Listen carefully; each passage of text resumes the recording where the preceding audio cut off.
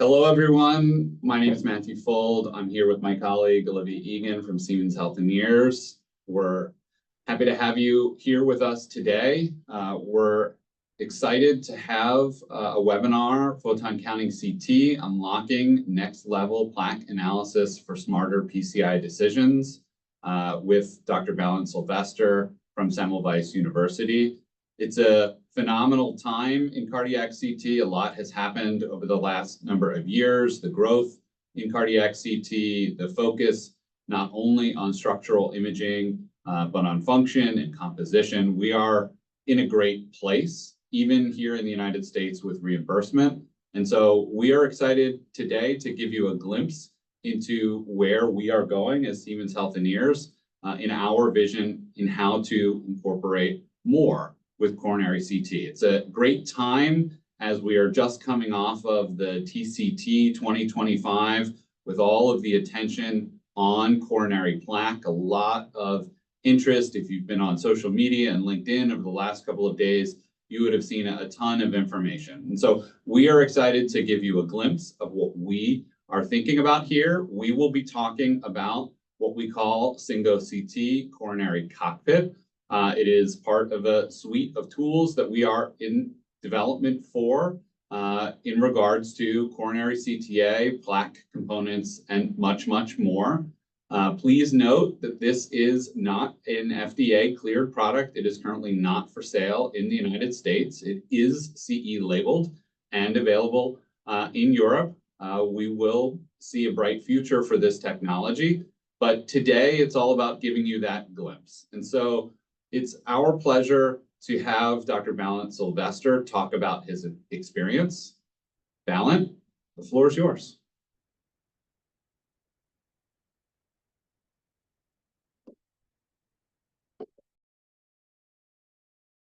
Welcome, everyone. My name is Balint Szilveszter. I'm a cardiologist and a cardiac CT researcher at Semmelweis University, Heart and Vascular Center, Budapest.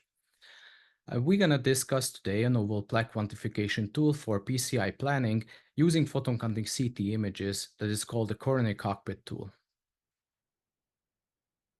As you all know, coronary CTA has been established as the first-line test in low to intermediate risk patients. It's not only used to diagnose severity, extent, and vulnerability of coronary artery disease, but it's also used for risk stratification and can help you guide treatment decisions. Despite its effectiveness, there are certain limitations that must be addressed for traditional CCTA. There are many false positive findings. These arise from insufficient spatial resolution, especially in complex coronary anatomy and small diameters. You can overcome this by increasing spatial resolution by improving your hardware. There's also much more high-risk patients referred for CCTA, including patients with obesity, with multiple stents, heavy calcifications. So you need to reduce the artifacts and the electronic noise to have better diagnostic capabilities. There's also the well-known enemy of CT, motion blur, due to relative increased heart rate.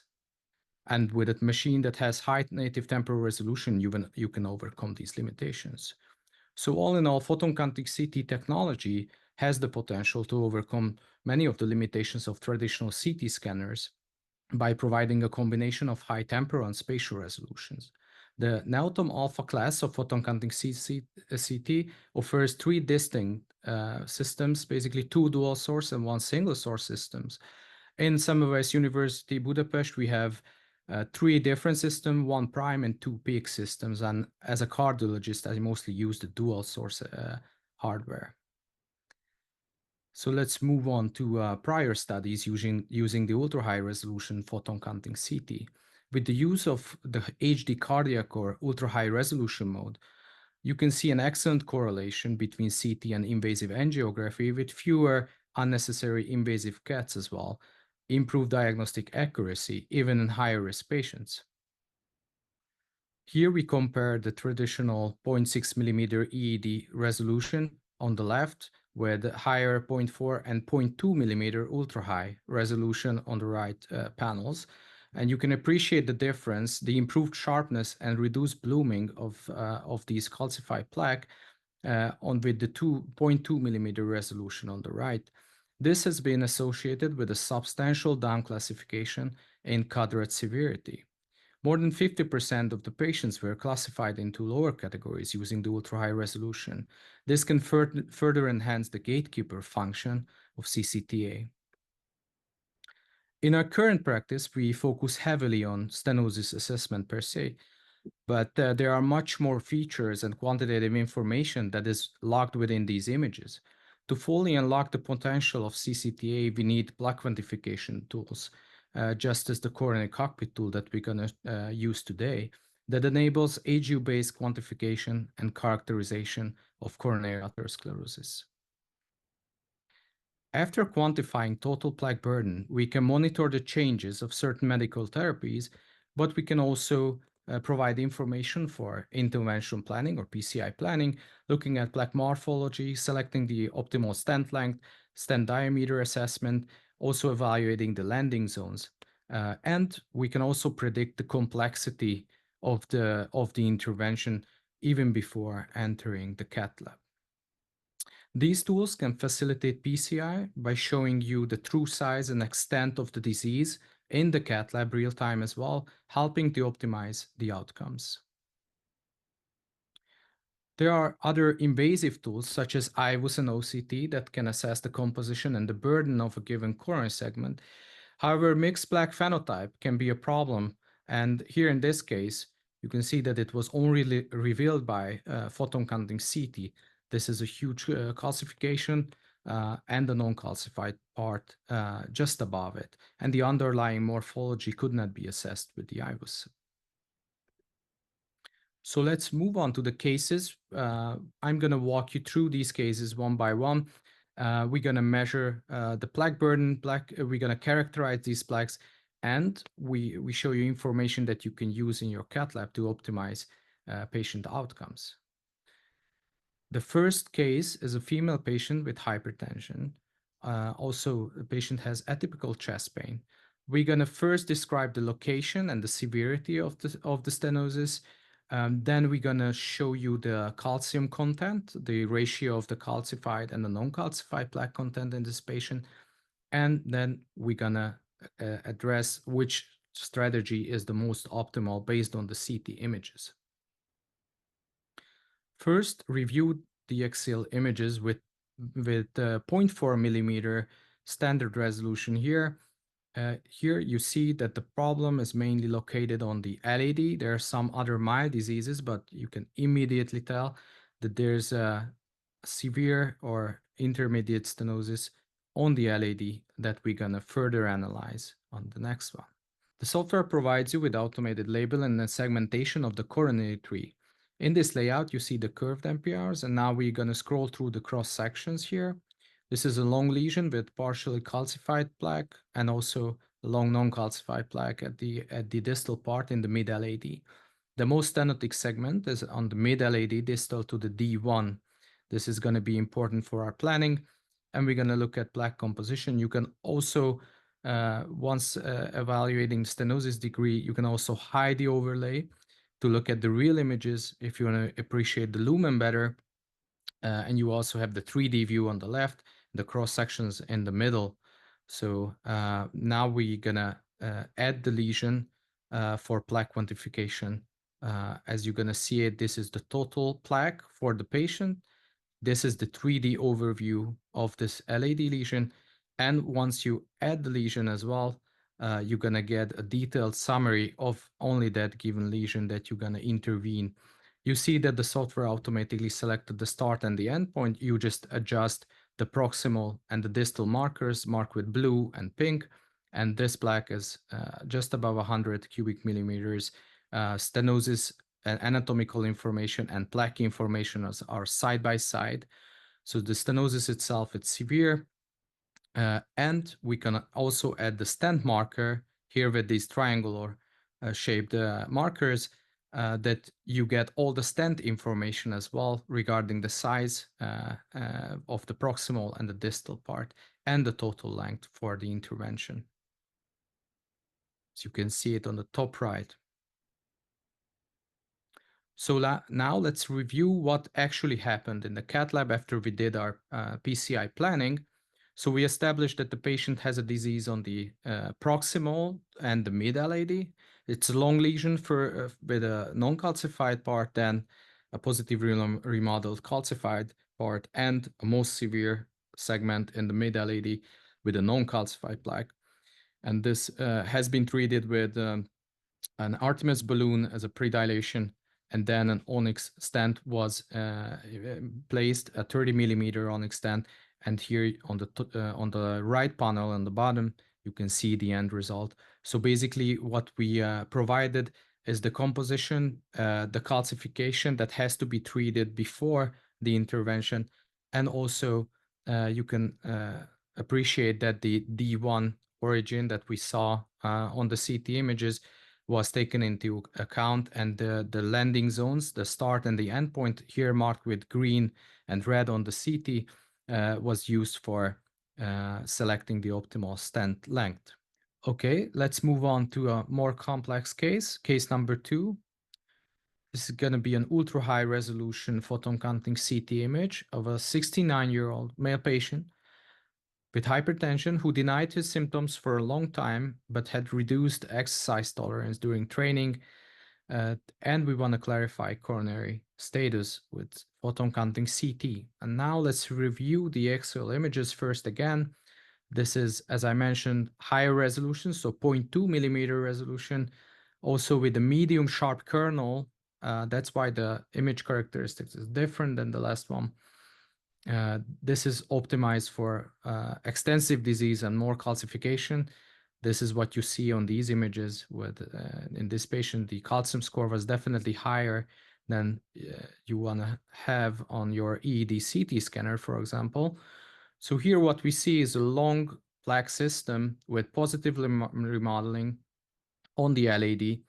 The most stenotic part is in the mid-LAD where there's a dual septal branch takeoff. But there's also multiple strategies that can be used, as you're going to see it here, using this coronary cockpit tool. So now if we scroll through, there's hard to find a normal to normal territory or region for this patient on the LAD. And you have to appreciate the heavily calcified proximal part that has to be treated probably before placing a stent.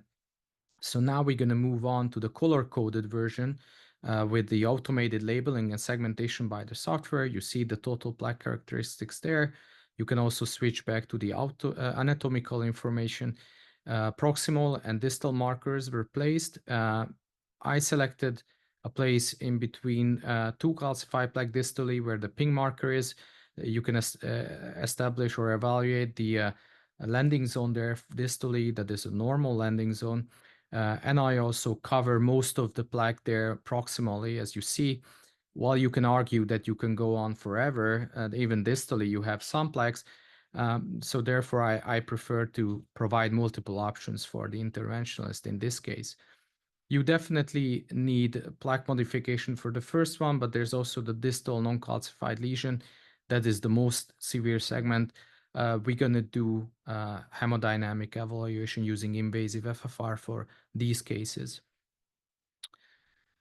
Moving on, you can also plan your PCI, adding a stent and basically evaluating stent length. So if we place our marker, the blue marker on proximal and the pink distally, this would be something like around 50 millimeters in size, which is a lot, but this is a long lesion for sure. And you have to be sure that you place for the anatomical information, you place your yellow marker to the most obstructive part of it. Then we're going to save this result. And you can switch, you can also continue proximally, obviously. That would lead to a 70 millimeter stent, so that's even longer that you would cover here, but you get real-time update on the results. I would select or prefer this normal to normal ratio here. There's also another disease segment, the proximal CX, which to me was more concerning at the first reading, where you have a focal stenosis, but it's a positively remodeled, partially calcified plaque. Shows high-risk plaque features. Here you see it on the curved MPR and the cross sections. And we can also plan this one here. You see that on the plaque information on the right and the anatomical information side by side. Also, you can appreciate this on the three-dimensional view. And after selecting the proximal and distal points for the plaque, you can also add the stent markers for the stent length and diameters for this plaque. Obviously, for such a plaque, again, intermediate stenosis, I would say borderline stenosis, you would need invasive FFR to evaluate functional relevance of the lesion as well. So we focus here heavily on plaque content and quantification and characterization. But you see the huge plaque burden again with on the yellow marker, positively remodeled plaque with mostly non-calcified plaque content. So this is the 3D view. You can always demonstrate the distribution of plaques and the side branches next to each other for the interventionalist.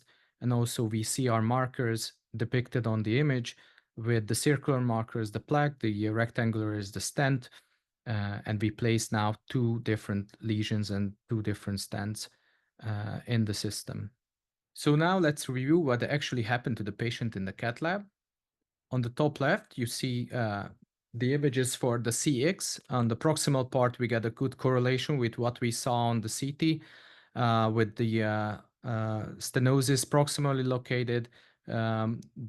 And what we did here is that we measured invasive FFR, and interestingly, this lesion was not hemodynamically relevant. Now we're going to move forward and look at the LAD. There you can appreciate again that in the mid-LAD, there was the highest degree of stenosis, long calcified plaque proximally to it that was treated with a Wolverine balloon. So basically a cutting balloon was used to make a plaque modification for that plaque, and a long 48 millimeter stent was placed, as you can appreciate on this video now. You can see the double septal branch that was used as an anatomical marker, and we actually got a great result at the end. As I said, based on these CT evaluations and combining that with invasive FFR, we ended up treating the LAD out of these 2 lesions. So let me show you a bonus case which demonstrates nicely the capabilities of photon-counting CT ultra-high resolution mode. We got more and more patients with multiple stents, different stent sizes, referred for CCTA, also different stent materials. In this case, we had stent in each and every coronary artery. So let's review again the axial images. This is again 0.2 millimeter resolution, medium kernel sharpness. You can already see that there's overlapping stent segments, bifurcational stenting. Also, relatively long stents were selected. Let's go through the axial. And after this, first we're going to focus on the LAD. In the distal LAD stent, you can appreciate that little instant restenosis there. I would say it's a mild focal problem. Here you see it on the cross-sectional images.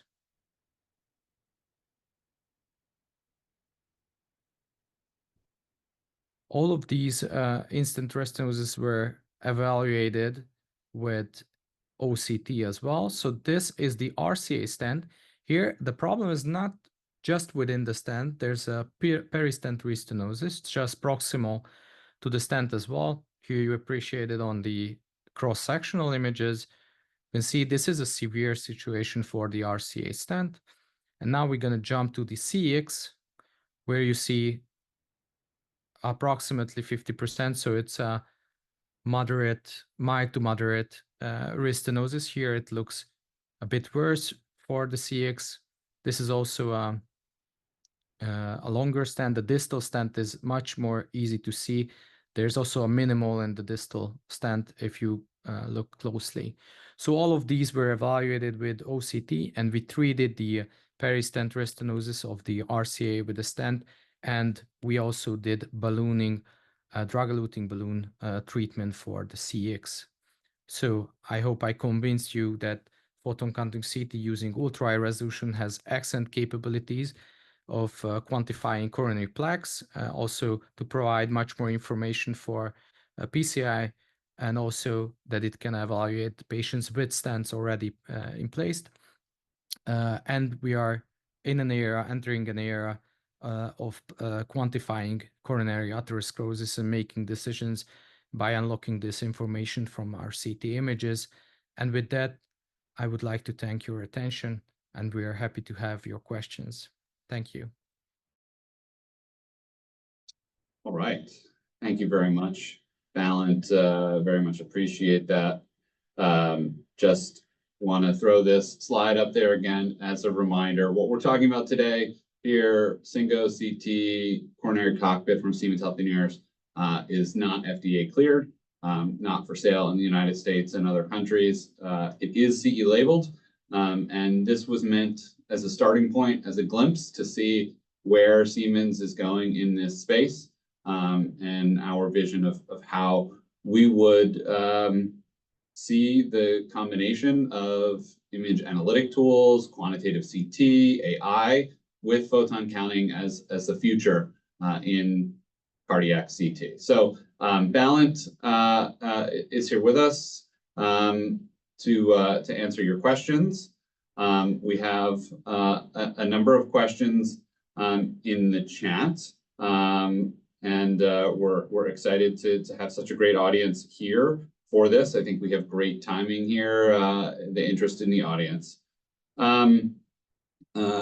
Again, based on this not being a fully commercially available tool, but there are a number of commercially available tools in the market. Without going into depth of the other products, Balint, how does this Plaque tool, the usability, the information, compare towards what you're seeing from other vendors in the space? Yes, thank you. This is an excellent question, and the inter-platform variability is really a key question that we also analyze here in Budapest. So what we did was we also compared the tool performance using photon-counting CT and traditional energy integrating CD images, and we saw that the inter-platform variability was much lower using a higher resolution image. So I would say if you want to maximize your inter-platform capabilities, then and you get really good correlations, even in these cases with diffuse disease, I would say you need the perfect resolution and high image quality. So you need beta blockade, you need to select the optimal kernel, you need to select the optimal iterative reconstruction level. So you, unfortunately, technically, we are also in, I think, in a transition that we just trying to understand which is the most optimal setting for photon-counting CT. To do that, we believe that we found a good combination of kernel and iterative levels. As I said before, I would say you have to maximize your image quality of your CT to do that. And then you get good correlation in between these tools as well. Yeah, no, I think that's very important, Balint. You sort of alluded to the answer to another question, but maybe we can ask it more directly, just in the sense of the differences between the software versus the differences between the input, right? There was the great publication that came out last year that compared, I think, 8 or so different Plaque analytic softwares in various developments. You know, continue to see a lot of development in that space, and variability was the biggest challenge. We firmly believe in the value of photon counting. As you said, at Siemens Healthineers, the technology really makes a difference. We have seen it clinically have an effect in changing patient pathways. in terms of who needs a diagnostic cath, who needs coronary CTA. But how would you deal with this at your institution? As you said at the beginning, you obviously are fortunate to have multiple photon-counting CTs. But I know you have plenty of experience with non-Siemens CTs, again, not to name anyone else's name in the process, but the comparison of dedicated cardiac CT versus photon-counting CT, the value of high resolution for these complex patients, right? These are not the easy patients, right? These are the patients with disease. And I'm curious your perspective. Yeah, indeed. So especially these patients, that also the case number 2 had a lot of calcification. Also, it's not just that the calcium score is high, it's all about distribution and the density of calcium that can be assessed and can be incorporated. So even with the dedicated CT machine that we have also at our institute, there you would not go into a CCTA with thousands of calcium scores, right? So you don't get all this information a priori entering the cath lab, and that's again a problem. But you want to keep also patient safety in your mind, and you don't want to give contrast media to provide undiagnostic images. So that would be also not something that you want to do. So using photon-counting CT, we don't have such a calcium score threshold. So we evaluate everyone, even with diffuse calcifications, even with thousands of calcium scores. And once we have these images and you establish the location, you can pinpoint out the most severe lesions. You can also combine this obviously with the different ischemia testing per se. And then you combine this information, and then we provide this to the treating physician, who will actually see that anatomy in the cath lab. So I think this is really important. This was also facilitated by the P4 trial that we were lucky to be part of. So I believe in the last years we got a better communication between CT staff and also the interventional staff in our clinic. So to optimize outcomes, we work closely together, and they also understand a lot more from CT images, what we can provide and how do we define these disease severity and extent. And we also learn a lot from them. How did they select these tools, right? So as I saw, one of the questions is regarding can this tool help us to define like which tool should be selected? Yes, I believe CT is a tool for that. So even showing the angulations, even showing the orifice of the vessels, or just an overview of the 3-dimensional image that I showed, I believe all of this is already providing information for the interventionist. And then you can go into details and provide 3D roadmaps, basically. And one important thing is also that showing this to the patient will increase adherence to medical therapy. I'm pretty sure about that. So that's why I believe this will be incorporated anyhow in CT practice. I completely agree with you. You know, it's a phenomenal tools to have now. I look at where we started with cardiac CT, and you know, it's really dramatically different. You know, game changing. There have been a number of questions in here. I'm going to sort of combine a few of them just for ease of use, but questions that are about photon counting and coronary CTA itself. For example, is there any limit to the calcium scoring that you can use for the assessment? Personally, I've seen a case, I believe it was from MUSC, that had a 5,800 calcium scoring in a single vessel. I'd be curious, Balint, if you guys have topped that at Semmelweis, or pretty close. Well, we were close, but yeah, we have cases like that. So the case you refer to is probably a pre-TAVIS case, as I believe. We also have a lot of those.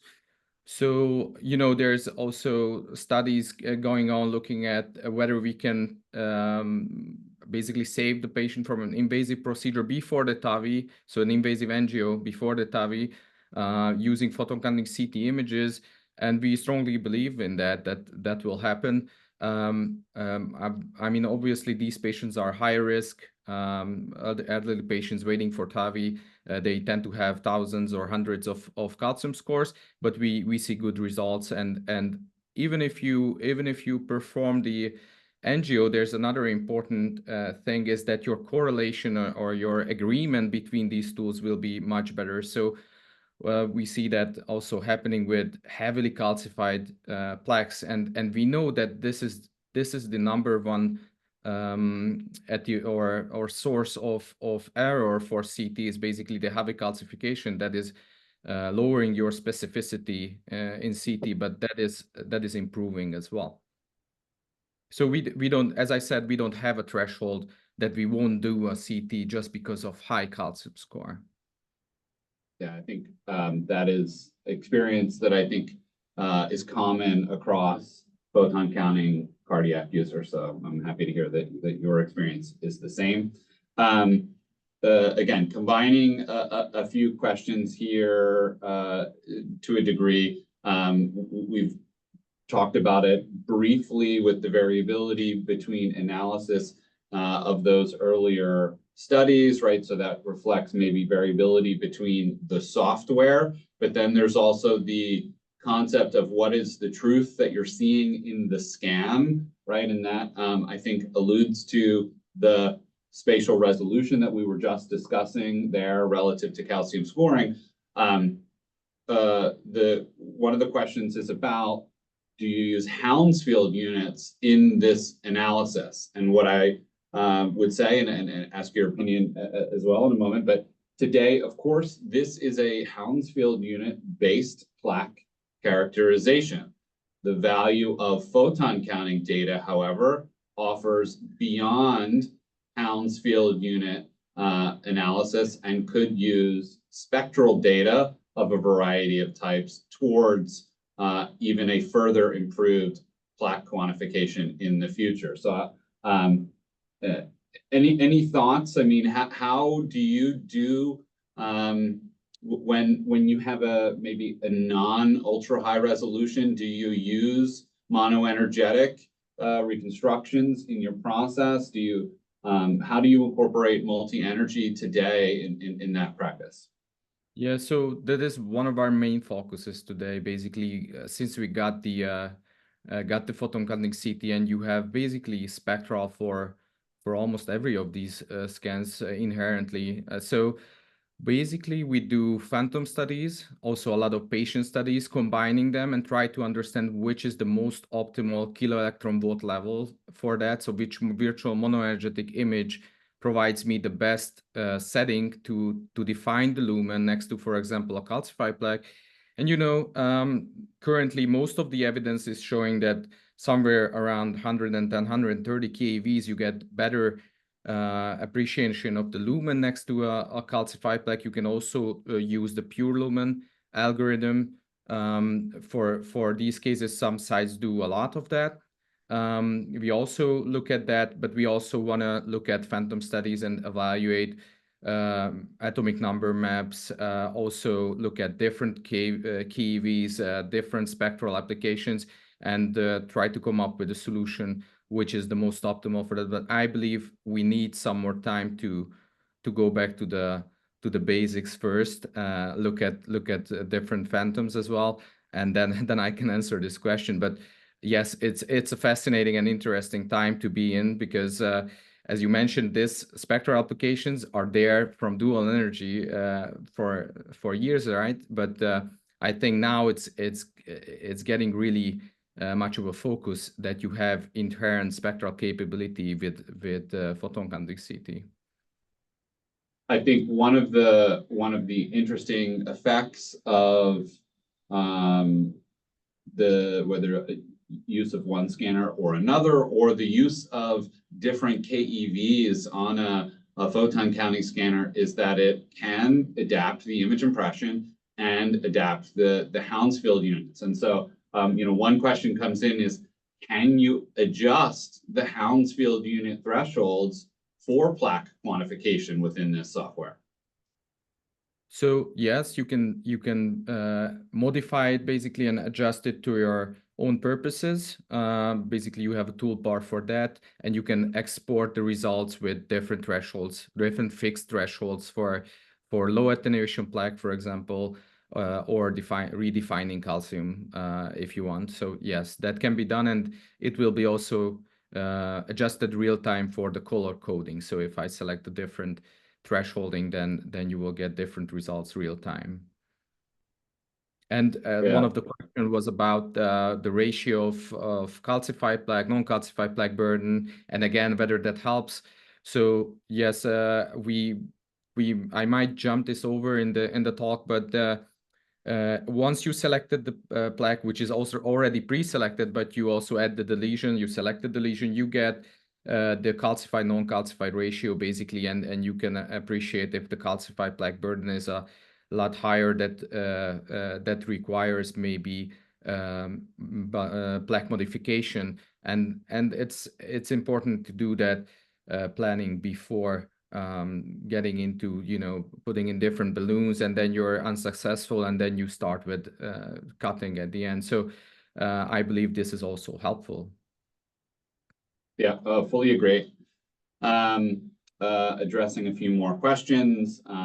Can you do automated coronary calcium scoring? Siemens software today, directly on the scanner, even independently of this tool that we're talking about today, does an automated vessel-specific calcium scoring. Siemens uses that actually today to drive what we call decision trees. So we have a fully automated protocol management system on our scanners to select the right acquisition protocol, the right reconstruction protocol, the correct image preparation, and it can use things like an automated calcium scoring to adapt the scan, to choose an ultra-high resolution scan or a low monoenergetic scan. It can adapt the reconstruction kernels, all of these types of things. So automation is critically important, especially in 2025 with the challenges that we see in the variability of operators, throughput that we're trying to do.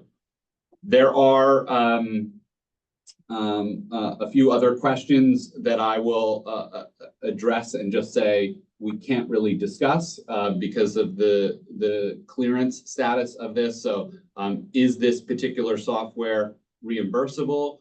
Again, you would need to go to your own institution about reimbursement. We are designing our tool to be compliant with CPT codes here in the United States. Another question is this tool only for photon counting? I think in the conversation that you've been hearing us have here, certainly spectral has a great role and it has a possibility for plaque for the future, but the current tool is a Hounsfield unit-based tool and would work on any CT scanner available on the market.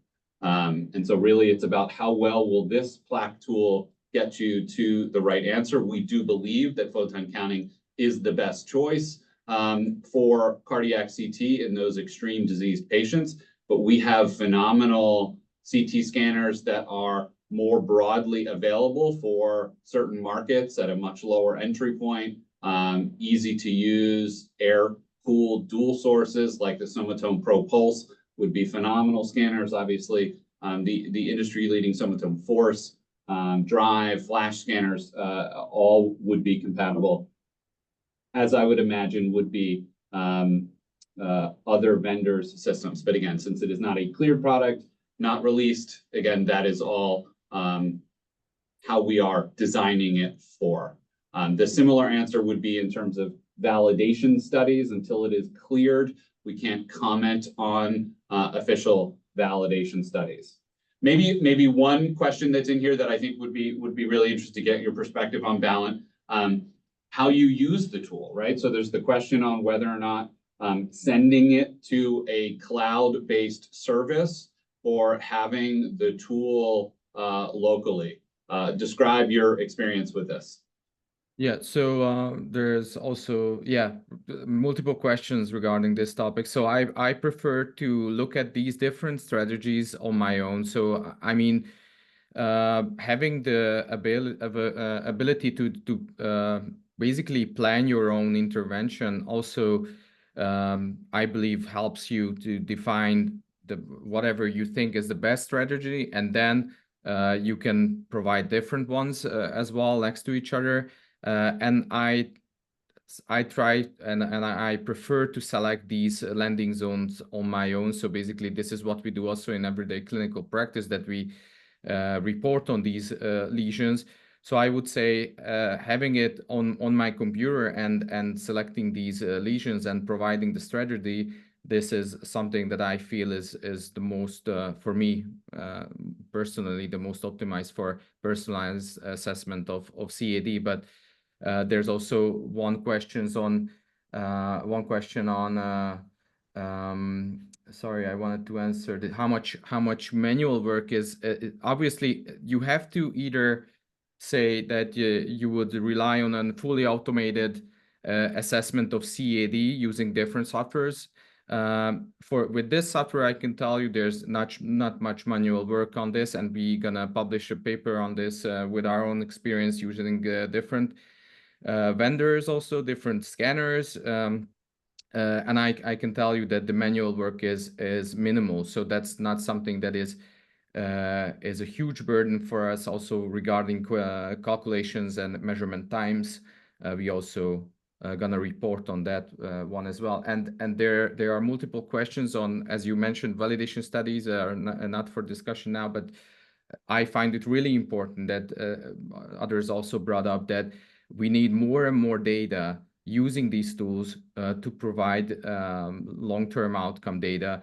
Is CT at all, which features of CT is helping us improving patient outcomes when it comes to these complex cases, especially. So for PCI planning, and there are some studies currently also running in this topic, but we definitely gonna do more on those. So I agree with these questions that we need more and more clinical data to support the role of CT for long-term outcomes, and not just for comparing different algorithms. Is there a difference between radiation dose for the 0.2 and the 0.4 millimeter scan? This is not about being 0.2 and 0.4, in my opinion. I mean, these are attached to a certain protocol. One of them is the standard, or some people call it high res, and the other one is ultra high resolution protocol. But the radiation dose is more reliant on your phase selection, how much phase you want to cover.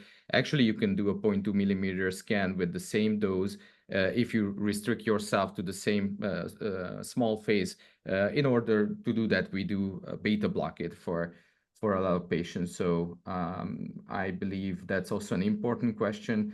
And you shared a slide at the beginning of your presentation, which I think maybe you can just reiterate the comments from the slide, but I think it answers the question from one of the individuals.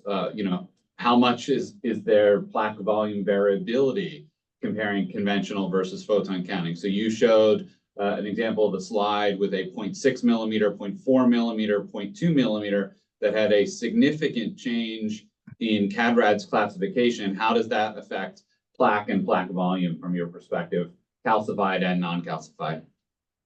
Yeah, so non-calcified plaque variability is something that is also, it's a tricky question, because that's also depending on your iodine protocol, and currently claiming that we can accurately quantify low attenuation plaque all in CT in general, it's a heavy claim. So I would say we need also define our iodine protocols for that. But all in all, in general, if we compare plaque variability to total plaque volume measurements or calcified plaque volume measurements, for example, between the 0.6 and the 0.2, you get much better results with the 0.2 millimeter and much lower variability. And this has been also tested by different institutions such as MUSC and ourselves, as you mentioned. So we work closely on that, and there are some publications on that as well. And there's also a comparison, if you're interested in different kernel settings, which kernel provides you the highest reproducibility. And I hope also to share some information later on FSCCT using our phantom data to also underline this important topic. So we are working on that as well. Yeah, I mean, I think that's really important. We had some great conversations at the Photon-counting NAEOTOM user meeting at FSCCT this past summer on the selection of kernels for different tasks, whether that was for structural heart, whether it was for plaque quantification. Do you want to use the same kernel for visualization and for quantification? Lots of, I think, open questions in this field, but I think lots of momentum moving forward with it. Maybe more of a clinical question in that, do you expect to report plaque in all of your cases moving forward? What is your perspective on where plaque will fall? Maybe in combination with other tools like FFR, CT, et cetera. Where do you plan to use it? Yeah, so I'm a strong believer in quantitative plaque reports. We also looking at this, how it affects patients' compliance and adherence. We also want to include this in our practice, providing this to all of the patients to let basically also to informate or to provide an overlook for or an overview for the treating physicians, whoever referred the patients to the CT, because don't forget that there are also, at least here in Hungary, I would say 70-75% of cardiologists are not CT users, are not regularly seeing CT images. So providing them a free text report, basically simplifying the disease to 3 sentences, it's definitely not something that helps you optimize patient therapy, or medical therapy. I believe that we found those CAD phenotypes that can trigger medical therapy and risk factor modification that should be incorporated. Obviously, we provide the text report currently as well, but we want to implement these results later on in all of these reports, basically, so that the treating physician also has a better idea how much is the extent. Is it a stricter LDL threshold for this patient or not? So, and this is a different question than intervention planning, because that is a specific discussion between the interventionalist and the CT staff, right? So that's not something that the cardiologist, the treating physician, will discuss with the patient. But all in all, it's also better to look at plaque composition and extent in a 3-dimensional way, I would say, and having the visuals. So and you can also monitor the changes better, right? So there's a huge interest in different medications, not just PCSK9s. There's anti-inflammatory medications, obicetrapib, different lipid lowering medications, you name it. And all of these studies are looking at difference in plaque composition and plaque volumes. And we try to understand these pathways as well. I believe that this tool is also important for that. So having 2 different scans, serial scans, you can also demonstrate that to the patient what happened to your plaques during follow-up. No, I agree. I mean, they used to say an image is worth 1,000 words. I think maybe it was reduced in value to 942 words. But I think with quantitative tools, I think that bumps the value of an image quite remarkably. And I think it's a great tool for referrers. It's a great tool for patients to let them see and understand what's truly going on inside. There are a number of questions on protocols, on slice thickness variabilities. I would say for those of you fortunate enough to be NAEOTOM users, there is a closed NAEOTOM community that is only available to NAEOTOM users, what we call NAEOTOM Connect. It has a variety of protocols and videos and suggestions. There are also a number of webinars there that will guide you into deep clinical practice and use cases on all of those topics. I think towards the questions of, can we rely on a CAD-RAD score with a more accurate scan? I don't think any of us really want to hypothesize an answer there. I think certainly what we're seeing is different. And I think, you know, the information certainly has been demonstrated in the publications that are out there that photon counting has more accuracy from a Hounsfield unit perspective, more accuracy from a resolution perspective. And that's, I think, why we feel that leads towards a better overall quantification.